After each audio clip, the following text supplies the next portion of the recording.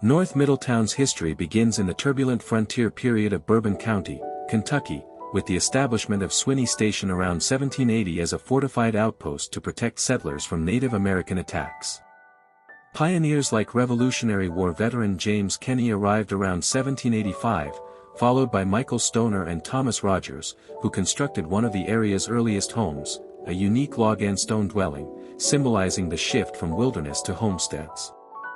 These early inhabitants focused on clearing land for farming along creeks like Stoner and Rogers, laying the groundwork for the region's agricultural economy centered on hemp production and livestock. The community's formation was part of broader Bourbon County settlement patterns, where groups traveled via the Ohio River for safety, contributing to the county's 1785 organization from Fayette County. Point 2.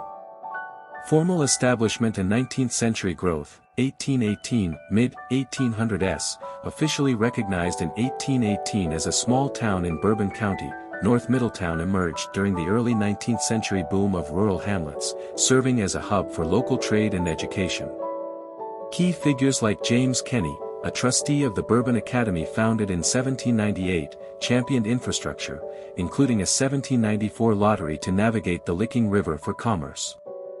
By the 1830s-1840s, the precinct saw the rise of prominent farms such as the Duncan Place, owned by stockbreeder Major Jerry Duncan, and Ashland, McCross Farm, reflecting a thriving economy in horse breeding and grain cultivation. Architectural landmarks like the frame Stoner Side House, ca. 1790–1810, and Greek Revival additions to log structures highlighted the blend of pioneer simplicity and emerging prosperity. Point 3.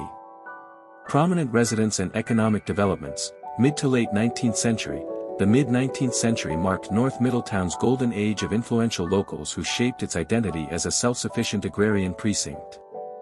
Henry S. Kaywood, 1875–1959, a state senator, banker, and philanthropist, resided in a remodeled colonial revival mansion from 1901, after operating a general store and attending the local Kentucky Classical and Business College. Blacksmith William H. Settles ran a carriage factory behind his home, listed in state gazetteers as a key craftsman.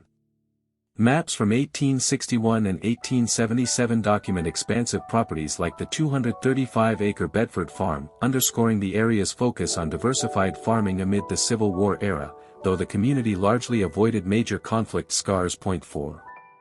African American communities and social fabric, late 19th, early 20th century, North Middletown fostered vibrant African American enclaves, with Dixville first documented in a 1901 Bourbon News article as a tight-knit neighborhood on the M. Sterling Road, featuring the Tom West Grocery Store and Second Christian Church.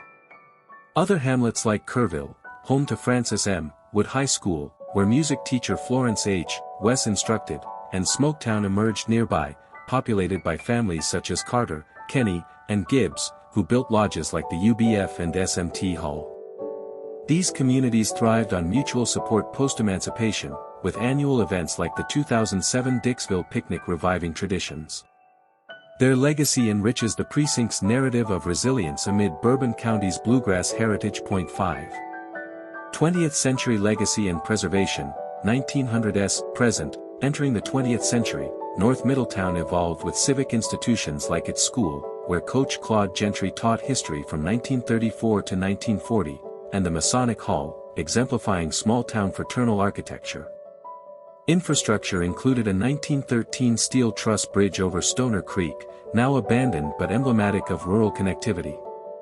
Renovations, such as the 1905 Colonial Revival updates to the Kaywood House by architect William K. Hagan, preserved historic charm, though tragedies like the 1982 fire at the J. McCrae House tested stewardship. Today, the area cherishes its landmarks, over a dozen early homes and farms, through surveys and tourism, maintaining its status as a quiet Bourbon County gem amid modern preservation efforts.